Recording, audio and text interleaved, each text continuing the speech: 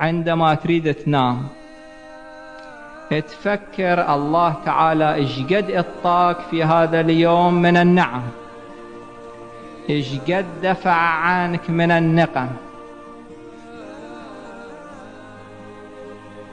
تستحضر عظمة الله وإحاطته وقيوميته، تفكر كم ذنب سويت في هذا اليوم وتستغفر الله من هذه الذنوب. المرزا الكبير يقول أني لا أجد أفضل من هذا العمل.